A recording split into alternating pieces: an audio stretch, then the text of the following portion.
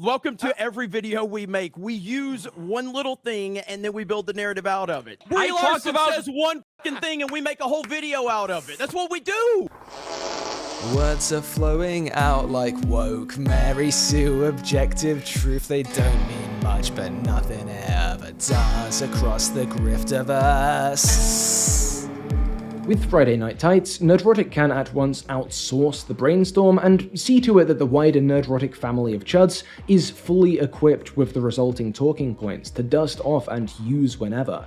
Nerdrotic's influence goes beyond either channel, goes beyond his streams even, and suffuses the channels and web presences of his guests. That influence ripples out to other people, other channels, other podcasts, spreading far enough that it begins to take on an organic semblance even, but it isn't. They get their topics and talking points from each other. They get their statistics from the same poisoned wells, and they work together to build mutually supportive structures of outrage, to unleash and direct torrent after torrent of targeted negativity, and to maintain the narratives that legitimize that targeting process. Thing woke, woke bad, thing bad, here's why. And by the time you contest the why, they've already moved on, already stacked more ideological Jenga atop that position.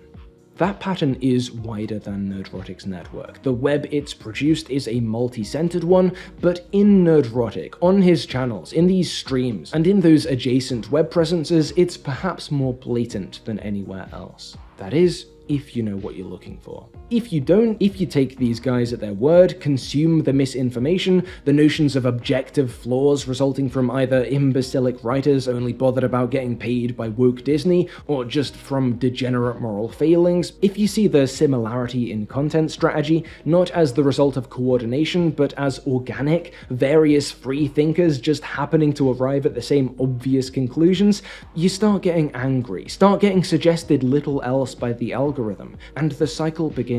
You stop getting excited by the art at the center of all this and start dreading it. The pleasure you got from engaging with it once upon a time is replaced by a sort of astroturfed in catharsis as you revel in watching the guys who sold you this lie appear to prove it time and time again. It feels good to get angry about this. Easy, emotionally engaging answers go down a lot smoother than complex ones. That's how the audience is captured, that's how it grows. In comments, on social media sites, these anti-fans and their viewers feed the flames. Any dissent is viewed as cancel culture gone mad, feeds the persecution complex, kicks up the fear. All the while, hanging out in these circles, your tolerance for casual racism or transphobia or whatever else is growing, because what is the big deal really? They're just joking. If you're offended, you're the problem. God, why is everyone such a snowflake these days? My life's not perfect, I've got my problems, but society doesn't let me be down about them because I'm straight or white or a guy or God forbid all of the above.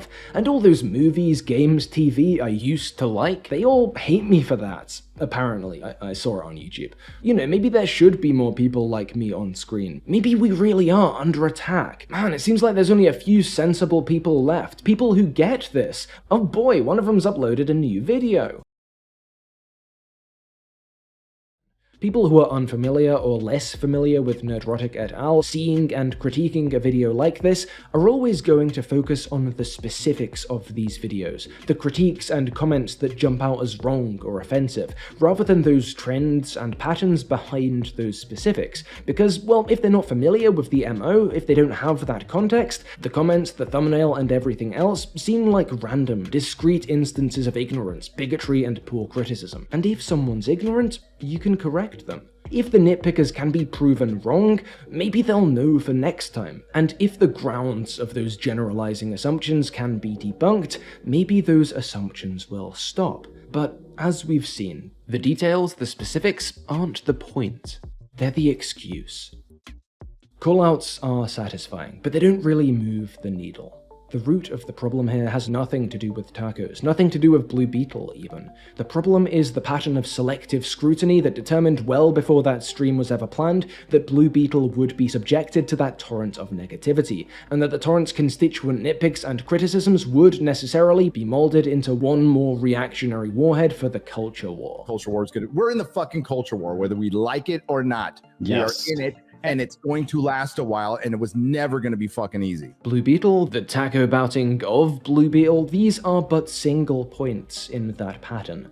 And that pattern is what needs to be called out, plastered across TikTok, disseminated. The fact that this isn't about ignorance or accidental insensitivity, the hate isn't organic. They didn't slam Blue Beetle and the wokeness behind it because of these inaccurate complaints and cultural mischaracterizations. They're slamming the film, making those complaints and mischaracterizing this culture because they don't like that wokeness, and they've built a market of Pavlovian bigots who don't like wokeness either. Whatever it is, don't ask me to define it. I can, I promise, I just don't want to. Everything else follows, and it'll follow again and again, because content like this is easy to make and addictive to consume. It's not about bad complaints, or bad videos, or bad thumbnails even. These are just the tells. It's about bad actors, acting in bad patterns and bad faith, exploiting bad systems to create bad pipelines and spread bad politics. Nerdrotic and Friday Night Tights are at the center of all that. Calling this out? That's winning. Victory is enough people seeing that pattern that they don't take the bait, that they don't fall down that pipeline, that doing this stops being so financially rewarding, and that this online wing of the war against wokeness stops being so effective a tool at laundering right-wing sentiments to people who aren't equipped to notice what they're watching is effectively highly lucrative, self-sustaining propaganda.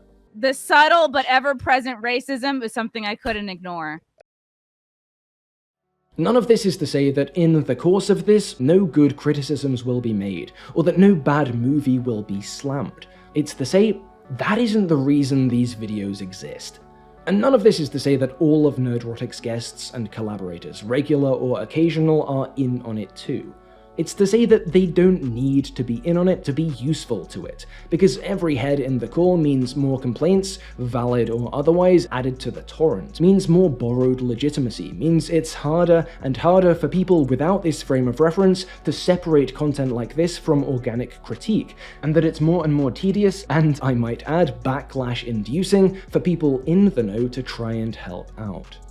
Don't view this video as a takedown attempt. View it as a case study in what the Nerdrotic brand does, how it's responded to, how those responses are prompted, and what their limitations might be. That's it. I'm not attempting a gotcha here. Again, the stuff in this Blue Beetle video is mild for these guys. In Nerdrotic terms, nothing about this whole situation is singularly awful. It's just another piece in their little puzzle. Another annoying little shape that takes on new meaning when you plug it into the pattern. So please, plug it in.